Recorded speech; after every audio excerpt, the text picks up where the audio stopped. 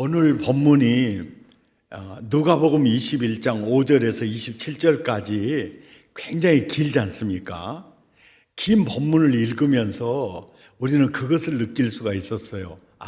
이것은 첫째인, 둘째인, 셋째인, 넷째인이 뜰 때 전쟁, 기근, 전염병 이게 있었죠. 그리고 또 하늘의 이런 이제 천체들의 그 이상 징후를 보면서 여섯째인 때 이 면들이 있었지, 이런 얘기들을 이제 복음서에 이 예수님이 친히 말씀하신 이 내용하고 또 사도 요한을 통해서 주셨던 계시 내용하고 우리가 계시록을 들었기 때문에 이 본문이 굉장히 이해가 잘 돼요.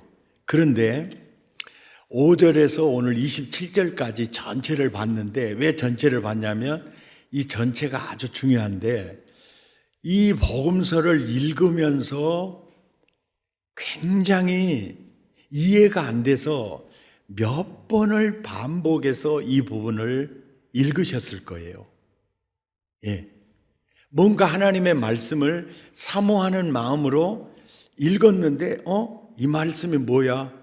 이 말씀이 뭐야? 예루살렘 멸망에 대한 얘기인 것 같은데 아니 종말에 대한 얘기였네? 이렇게 되다 보니까 몇 번 이렇게 같이 보게 돼요. 한번 이제 이걸 한번 보면은 금방 이해가 돼요. 5절을 보세요. 어떤 사람들이 예수님께로 왔어요. 그리고 예루살렘 성전을 보면서 저 돌들의 꾸민 걸 보세요. 너무 아름답죠? 이렇게 이제 예루살렘 성전을 보고 이렇게 사람들이 자랑을 하는 거예요. 그럴 때 예수님이 이제 이런 얘기를 해요. 너희 보는 이것들이 그래요. 날이 이르면 돌 하나도 돌 위에 남지 않고 다 무너뜨려져. 이 얘기를 하세요. 그러니까 그들이 다시 물어요. 그들이 물어 이르되 선생님이여, 그러면 어느 때 이런 일이 있겠사오며 이런 일이 일어나려 할 때에는 무슨 징조가 있을까요? 라고 물어봐요. 이 물음에 대한 대답은 어디에서 하냐면은 20절에서 합니다. 20절에서 이 돌 하나도 돌 위에 남지 않고 무너뜨리게 될 때 어떤 징조들이 있을까요? 라고 할 때 20절에 그래요. 어떤 징조냐면 군대들이 예루살렘을 에워싸는 것을 보거든. 그게 징조다. 보거든 그 멸망이 이제 돌 하나도 돌 위에 남지 않고 무너뜨려지는 그 멸망이 가까운 줄을 알고 21절에 그때에 유대에 있는 자들은 산으로 도망을 가고 촌에 있는 자들도 그냥 무조건 도망가라는 거예요. 성내에 있는 자들도 성 안으로 가지 말고 성 밖으로 빨리 이제 도망을 가라. 그러면서 22절에 이 날들은 바로 징벌의 날이다. 징벌의 날이다. 그리고 23절에서 24절에 보면 바로 그 징벌의 날에 돌 하나도 돌 위에 남지 않고 무너뜨리지는 그 날에 아이벤 자들과 젖먹이는 자들에게 화가 있으리니 이는 땅에 큰 환난과 이 백성에게 진노가 있겠습니다. 그들이 칼날에 죽임을 당하며 모든 이방에 이제 예루살렘이 멸망하고 사로잡혀 가리니 이 예루살렘은 이방인의 때가 차기까지 이방인에게 밟히게 될 것이다. 자, 지금까지 내용은 예루살렘 멸망에 관한 내용이에요. 예루살렘 멸망에 관한 내용. 자, 이 말을 할 때가 언제냐면 예루살렘이 멸망할 때가 AD 70년이거든요. 40년 전에 예수님이 하시는 말씀이 40년 후에 이루어진 일이에요. 이제 그때 예루살렘의 군대가 에워싸고, 그리고 그때는 이제 돌 하나도 돌 위에 남지 않고 무너뜨려지는 그날이니까 젖먹이는 자들에게 화가 있죠. 예, 화가 있죠. 그러니까 5절에서 24절까지는 예루살렘 멸망에 대한 얘기를 5절에서부터 쭉 이렇게 했어요. 하시는데 24절 다음에 25절부터 보세요. 25절부터 보면은 1월 성신에는 징조가 있겠고, 보세요. 해가 빛을 잃고 달이 핏빛처럼 변하며 무화과 나무 열매가 떨어지듯이 별들이 떨어지죠. 이게 6번째 임이에요. 예. 이래서 1월 성신에 징조가 있겠고, 땅에서는 민족들이 막 파도 소리, 성난 소리를 듣게 될 거다. 26절에 사람들이 세상에 임할 일을 생각하고 무서워함으로 기절하리니, 보세요. 하늘의 권능들이 흔들릴 거다. 이 계시록을 봐서 그때가 있었죠. 흔들릴 거다. 27절에 그때에 사람들이 인자가 구름을 타고 능력과 큰 영광으로 오는 것을 보리라. 자, 25절에서 7절까지는 예루살렘 멸망의 때를 말하는 겁니까? 재림 때를 말하는 겁니까? 재림 때를 말하는 거예요. 그러니까 성경을 조금 사모하는 마음으로 읽으시는 모든 분들은 5절에서부터 예루살렘 멸망할 때 이렇게 말씀하시구나 했는데, 그래서 이제 예루살렘 멸망의 때인 줄 알고 읽었는데 딱 27절에 와보니까 이거 재림의 때 얘기네. 그래서 이게 무슨 얘기인가 해서 다시 성경을 보게 되는 본문이 바로 이 본문이에요. 이 본문이요. 그러니까 헷갈리는 거죠. 자, 우리가 이 성경을 보고 헷갈릴 것을 주님이 아셨겠어요? 모르셨겠어요? 알죠. 그러니까 이제 어떤 학자들은요, 비평학자들이죠. 그들은 이렇게 생각하는 거예요.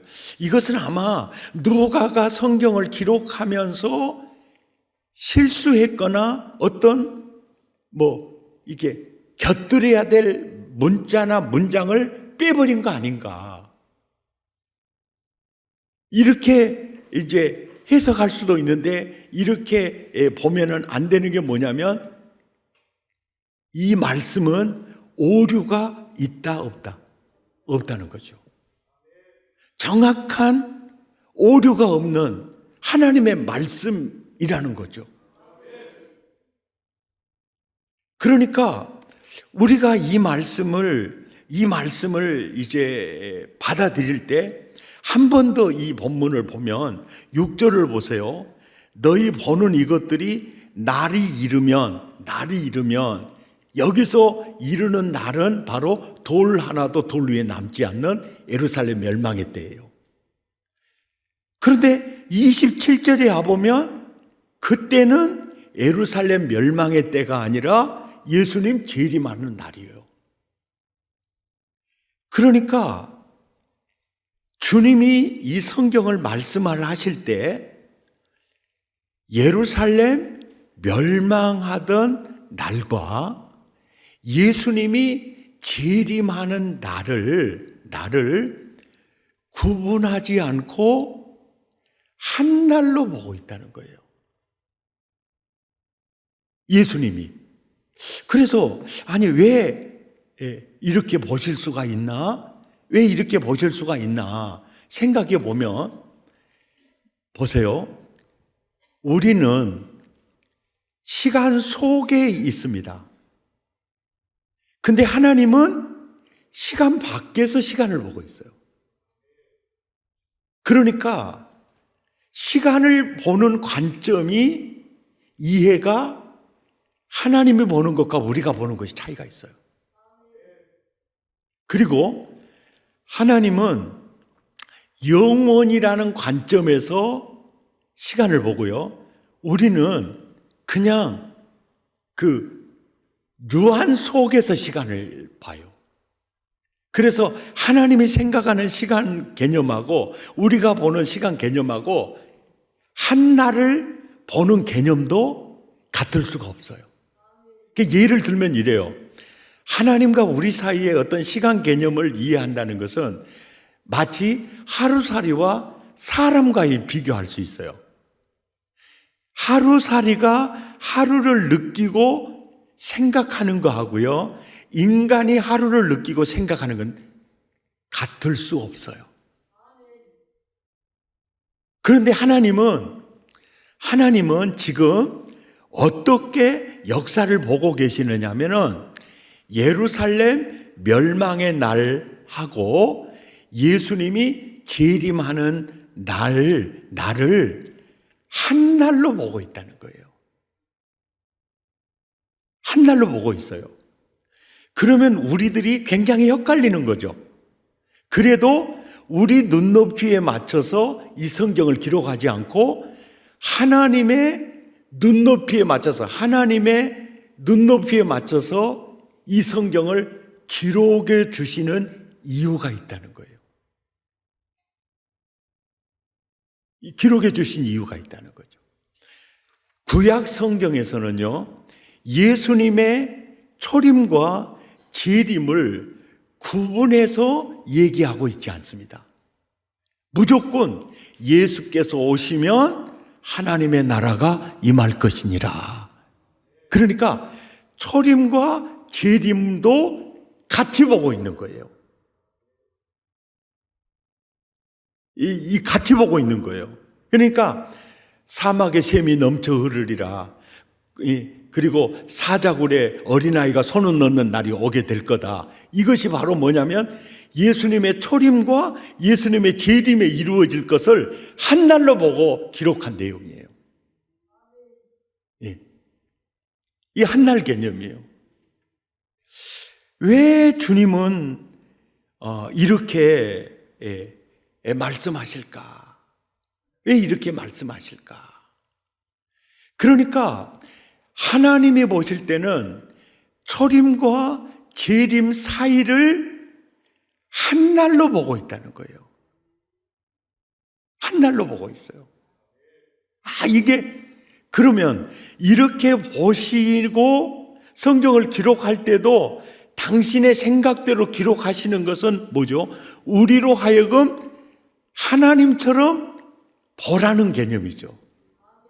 너희도 나처럼 초림과 재림을 한 날로 보라는 거죠. 한 날로 봐야 한다. 어떤 의도로 이렇게 말씀을 하셨을까? 이제 생각해 보면은 이런 거예요.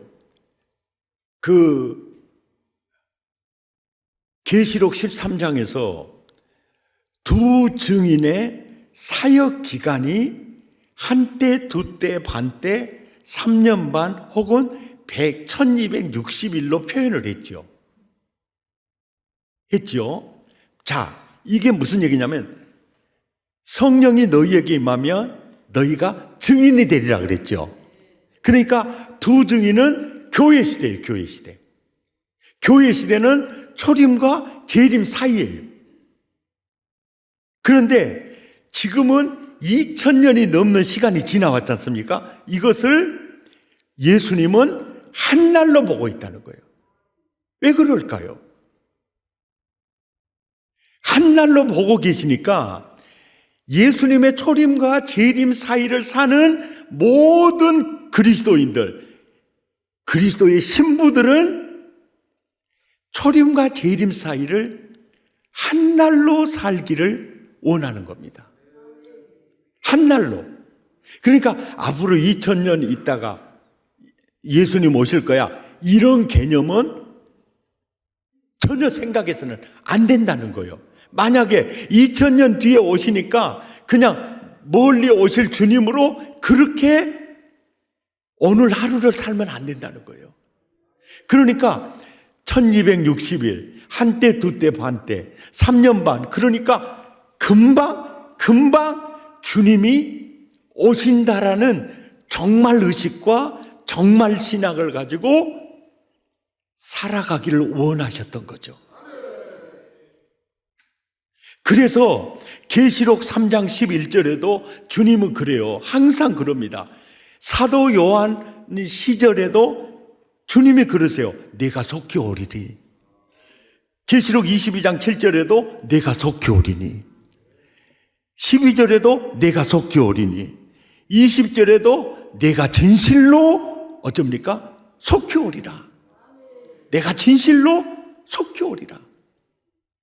그러니까 예수님 초림과 재림 사이에 살고 있는 사도 요한이나 바울이나 그 후에 교부들이나 중세의 루터나 칼빈이나 오늘 21세기를 살고 있는 나나 동일하게 정말 의식과 정말 신앙으로 살아가야 된다는.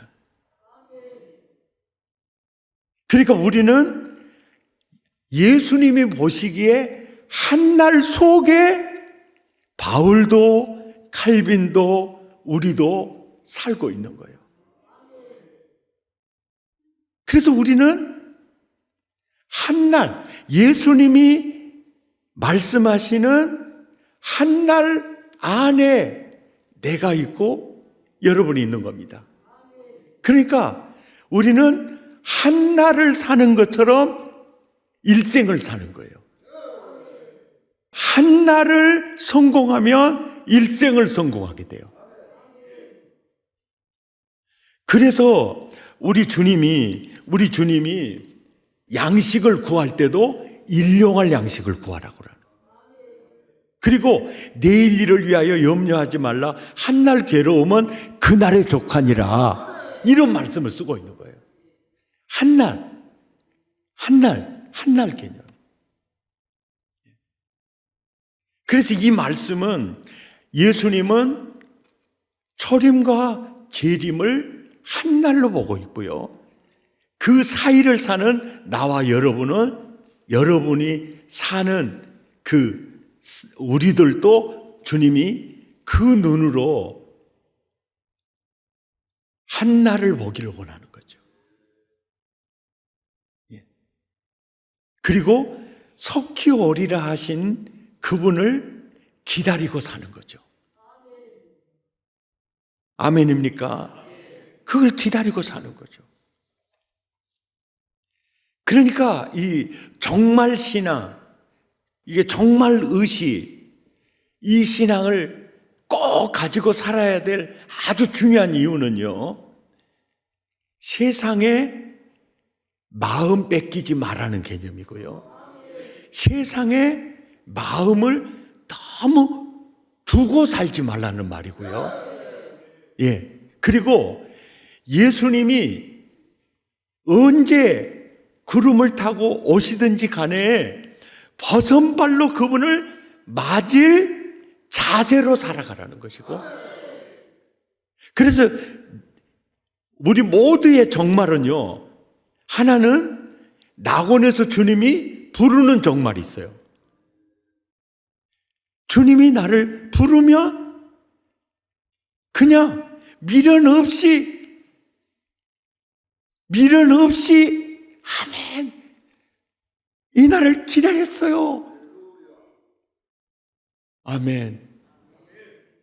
주님이 야, 와, 그러면 반갑게 이것이 주님이 원하는 우리의 삶이라는 거예요. 그러니까 하나님은 죽기를 무서워함으로 벌벌 떨고 두려움에 사로잡혀 사는 걸 정말로 주님이 원치 않아요. 죽음 앞에서도 굉장히 자유하기를 원해요. 그것이 바로 이 말씀이에요.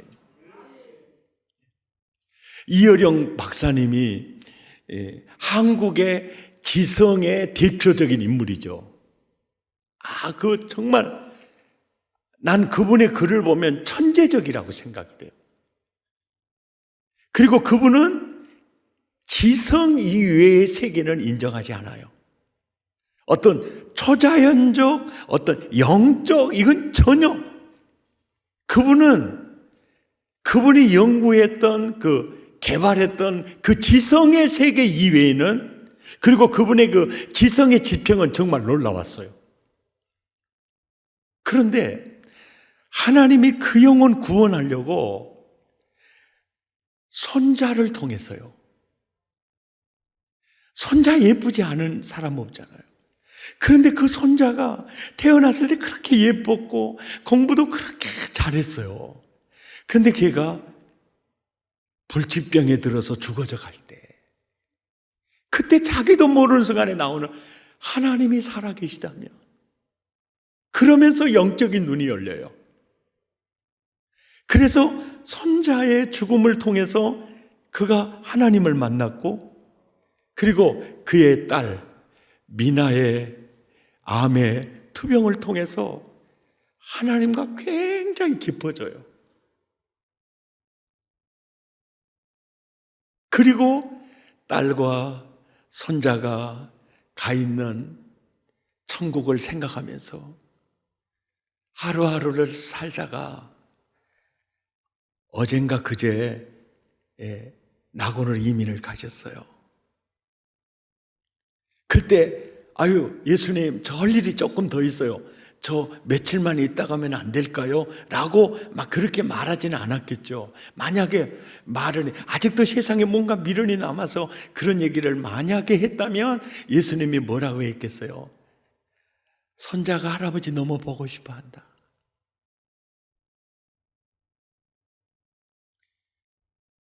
너의 딸 미나가 너를 지금 기다리고 있어. 만약에 그랬다면은요, 그 임종이 얼마나 행복하고 반가웠겠어요. 우리를 향하신 하나님은요, 동조야, 나는 네가 진짜 행복했으면 좋겠다. 나는 네가 어떤 순간에도 자유하고 행복했으면 좋겠다. 아멘입니까? 이 신앙이에요. 그냥 하루에 눈을 뜨면 딱 그래요. 하나님이 오늘 또 선물로 내게 주셨구나. 그리고 언제 어떤 상황에서 부르더라도 딱 하나님, 저 기다렸어요. 저 주님, 이 시간을 기다렸어요. 이것이 진짜 하나님의 아들이 아닐까요? 아멘입니까? 이런 존재가 되기를 사실 원하시는 거죠. 그러니까 초림과 재림 사이를 사는 그리스도의 신부들에게, 야, 너는 오늘이 마지막이라고 생각하고 살아라. 한날, 한날. 오늘을 잘 살면 너는 일생이 90년, 100년이라도 너는 일생을 잘 살 수 있을 거야. 이게 종말의식이에요. 오늘이 마지막이다. 이렇게 생각할 때 오늘을 흐트러 쓸 수가 없죠. 그리고 주님이 나를 낙원에서 부르신다 해도 우리는 아무 미련 둘 게 없죠.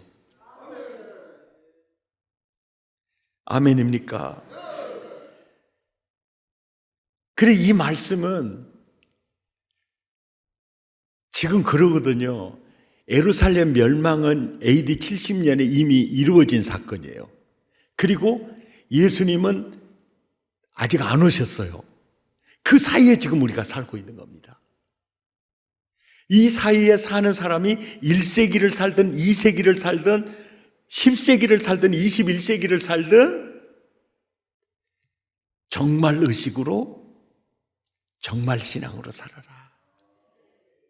주님이 부르시면 반갑게 뛰어갈 수 있는, 주님이 오시면 버선말로 뛰어갈 수 있는 이 말씀은 뭐요? 세상에 미련 두지 마라 그 뜻입니다.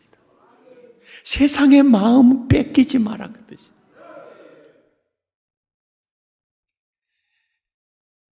세상은요, 마태복음 16장 18절을 보십시오. 주님은요, 이 세상을 어떻게 보고 계십니까? 음부의 권세로 보고 있어요. 음부의 권세.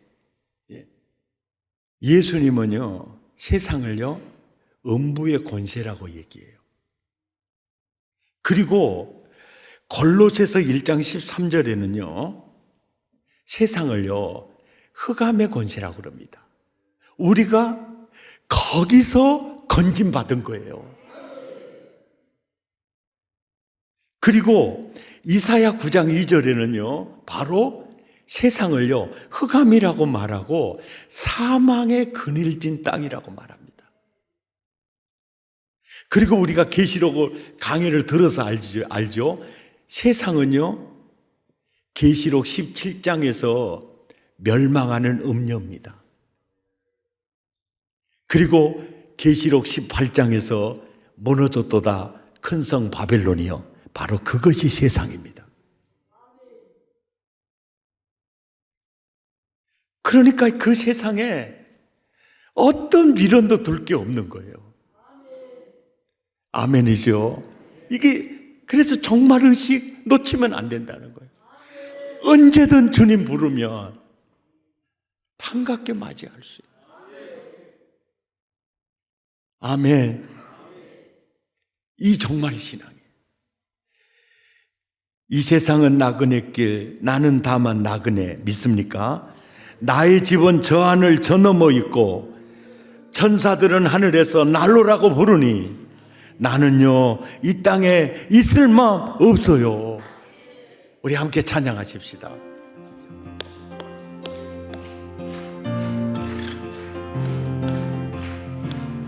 이 세상은 나그네 길, 나는 다만 나그네. 나의 집은 저 하늘 저 너머 있고 천사들은 하늘에서 나로라고 부르니 나는요, 이 땅에 있을 마음 없어요.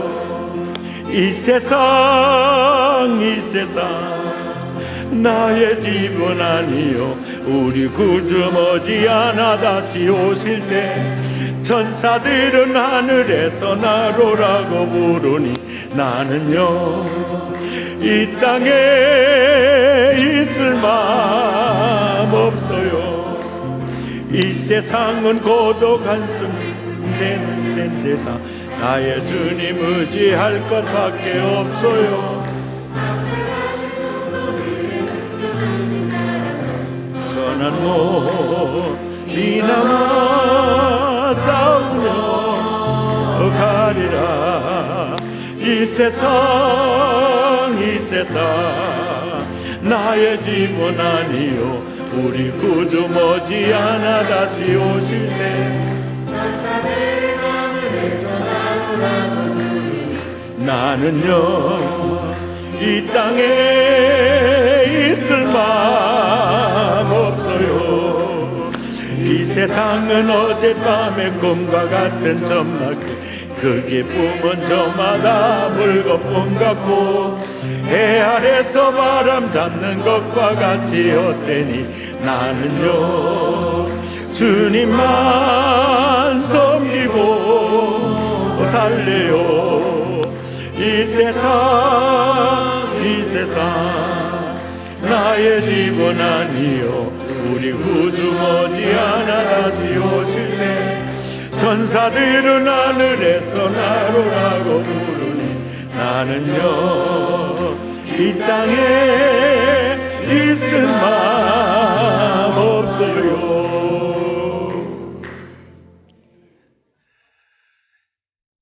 호스피스 사역을 하는 의사 선생님이요 죽음의 힘이라는 책을 썼는데 그 책에 이런 내용이 있어요. 한 형제가 한 자매와 결혼을 했는데 그 자매가 그 형제에게로부터 자녀 셋을 낳았어요.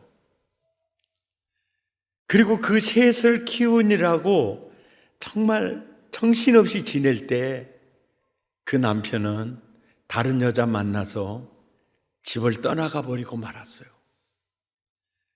여자 혼자 그 세 아이를 죽을 힘을 다해서 키워서 다 출가시켰어요. 그리고 다 먹고 살만하게 됐을 때 그 여자는 암에 걸려서 호스피스 병동에 임종의 날을 기다리고 있는 겁니다. 어떻게 소식을 안 그때 등 뒤고 돌아간 그 남편이 돌아온 거예요. 거기서 수십 년 만에 자기 자식들을 만나요.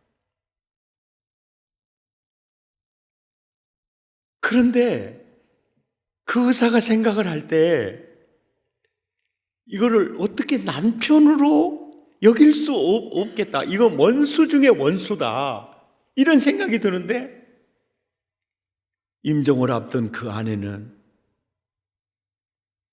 정말 이를 남편으로 여기고 있었어요. 어떻게 이럴 수 있나? 그 의사가 깨달은 게 그거예요. 이것이 죽음의 힘이다. 오늘이 마지막일지 몰라. 미워한다는 것 자체가 얼마나 시간 낭비입니까? 왜 당신 그래서 따지면서 싸운다는 게 얼마나 시간 낭비입니까? 오늘이 마지막이다라고 생각을 할 때 당신과 나와의 주어진 이 시간이 너무너무 소중하니까 과거는 아무것도 생각하지 않고 그냥 그 관계를 엔조이하는 거죠. 이것이 동조야, 너 정말 의식으로 살아. 오늘이 마지막일지도 모른다고 살아.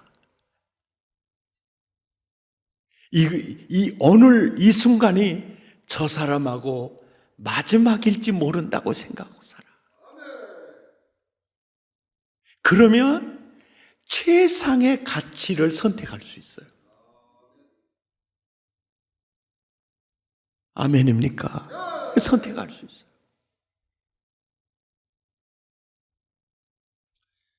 이름은 밝히지 않겠습니다. 가끔 동창이라고 전화가 와요. 이제 교회는 이렇게 해서 사임을 했고 좀 이렇게 지내고 있는데 자동차 기름값이 좀 필요하다고 전화가 와요.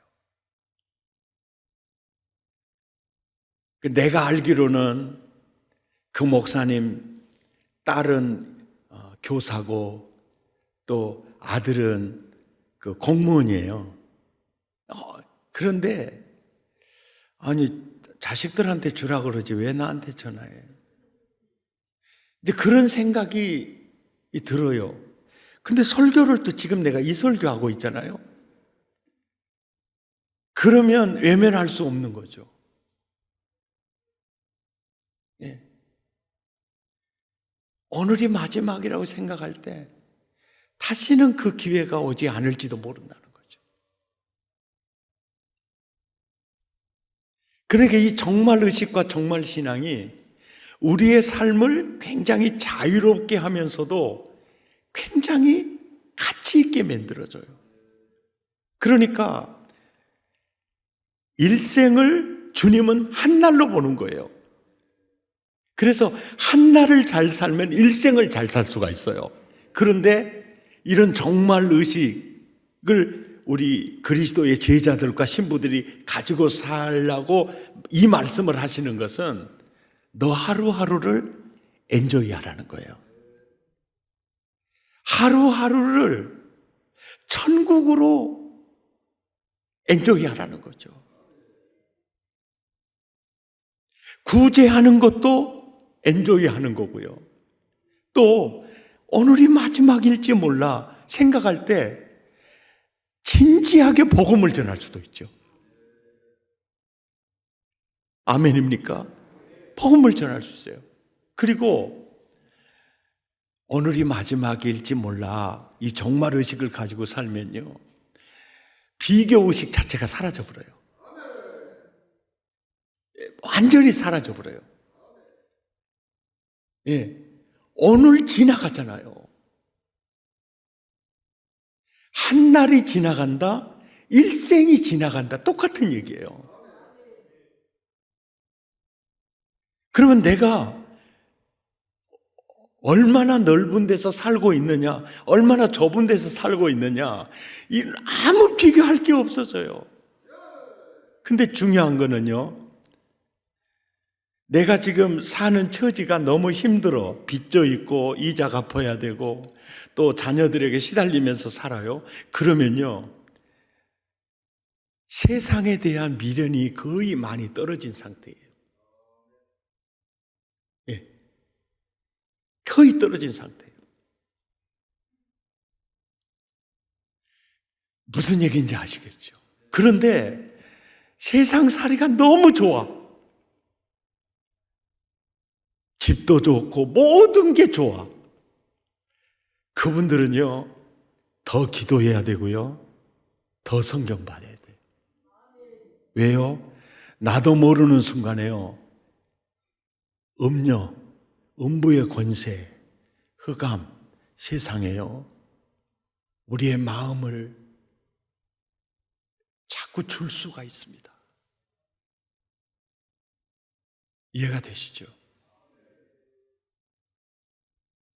아멘. 그래서 여러분 가진 거 다 나한테 주고 아무것도 가진 거 없이 여러분 살라고 이런 설교하는 거 절대로 아닙니다. 예. 하나님이 내게 풍성한 은혜를 주셨으면 이것 때문에 더 소중한 걸 놓치면 안 된다는 거죠. 아멘입니까? 오늘이 마지막이다 생각하면요, 누가 나를 굉장히 괴롭히잖아요. 그러면 내가 원수 갚는 일에 오늘을 쓴다면 너무 손해잖아요. 그러니까 하나님께 맡겨버리는 거예요. 히브리서 9장 27절에 한 번 죽는 것은 다 정해진 거고요, 그 뒤에 심판이 있다는 것은 셈할 때가 있다는 거예요. 그래서 계시록 22장 11절에 야, 악을 행하는 자 내비둬, 불의한 자 내비둬. 22장 12절에 그러잖아요. 내가 갚아줄 거다. 행한 대로 갚아줄 거다. 그러면서 나는 알파와 오메가요, 나는 시작과 마침이다. 그분이 하실 거다. 그래서 누군가가 나에게 상처 주고 막 괴롭히는 사람 때문에 그를 미워하고 그를 어떻게 복수하나 이렇게 살면 너무나 소중한 오늘을 도둑 맞아서 되겠느냐 이 뜻이에요. 근데 오늘만 도둑 맞습니까? 내일도 모레도 결국은 일생을 완전히 날아가 버릴 수가 있는 거죠. 그래서 주님은 예루살렘 멸망과 예수 재림을 한 날로 보고 있는 거예요. 초림과 재림을 한 날로 보고 있는 거예요. 왜요? 동조야, 너도 한날과 오늘과 너도 이 일생을 한날로 보고 살라는 거예요. 이것이 정말 의식이고 정말 신앙이다. 아멘. 이 말씀으로 승리하시기 바랍니다. 1세기를 사는 사람도 2세기를 사는 사람도 3세기를 살고 21세기를 사는 사람도 내가 속히 오리라. 내가 속히 오리라. 오늘을 마지막으로 알고 살라는 거예요. 이것이 정말 의식이고 정말 신앙이라는 거예요. 아멘이죠. 그러니까 이 말씀을 이렇게 하시는 이유는 뭐냐면은 하루 이 선물로 주시는 이 하루를 어둡게 살지 말고 밝게 살라는 거고요. 무가치하게 살지 말고 가치 있게 살라는 거고요. 지옥 인생 살지 말고 천국을 엔조이해 가라는 거죠. 아멘입니까? 그 마음이 있는 거예요. 신부에게 주는 말씀이거든. 제자에게 주는 말씀이거든. 하나님의 아들들에게 주는 말씀이거든. 그리고 임종의 순간에도 자유하라는 거죠. 이게 가장 행복한 순간이다. 그래서 바울은 물론 삼층천을 다녀왔기 때문에 그 영적인 세계를 아니까 그런지 모르지만은 세상에 아무 미련 없잖아요.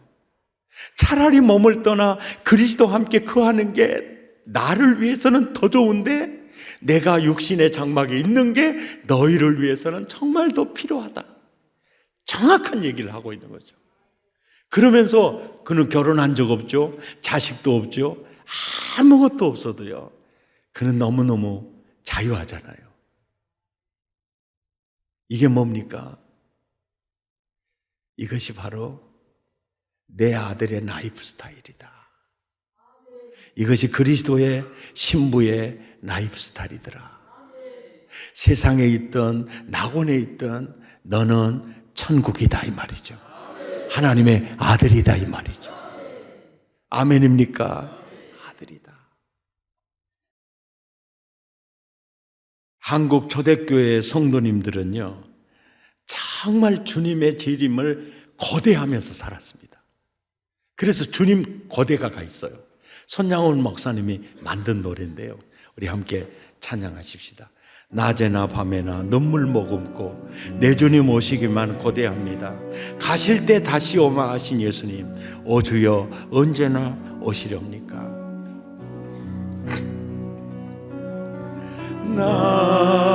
낮에나 밤에나 눈물 머금고 내 주님 오시기만 고대합니다.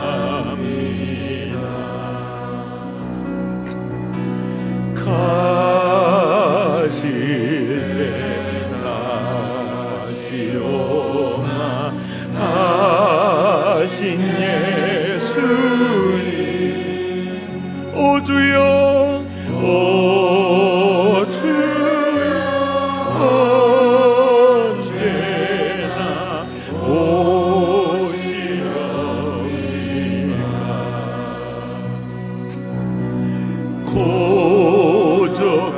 고적하고 쓸쓸한 빈들판에서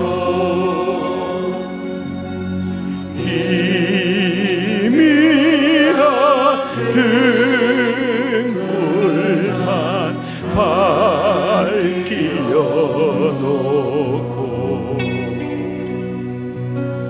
오실 줄만 고대하고 기다리오니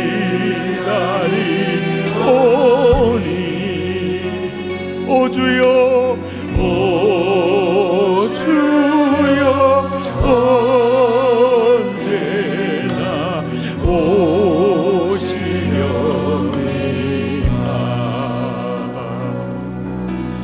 먼 하늘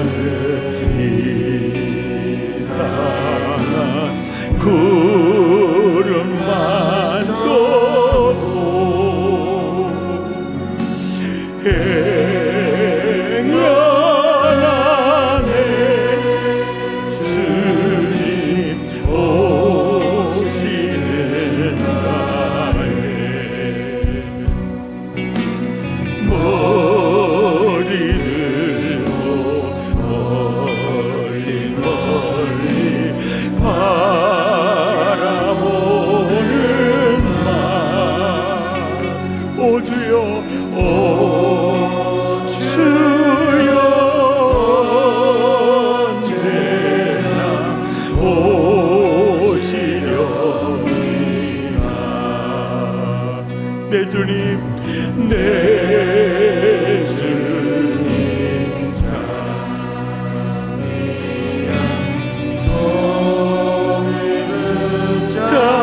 잡고 면류가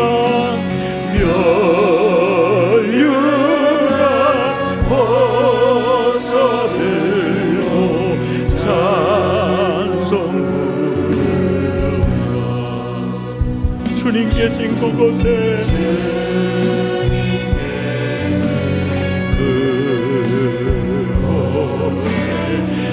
가고 싶어요 오 주여 언제나 오시려니까 신부되는 교회가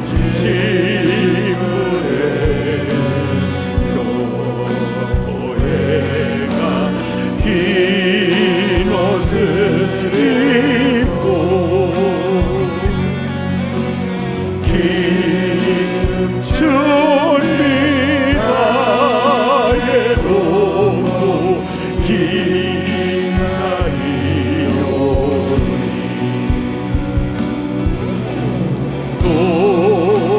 도적까지 오시마로 야신 예수님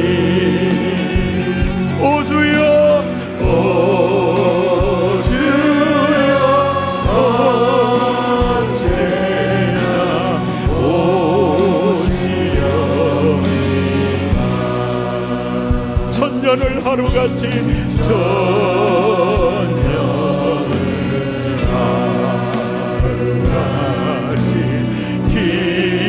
기다린 주님 내 영혼 당하는 것 영혼 당하는 것 올 수 없어 이 시간도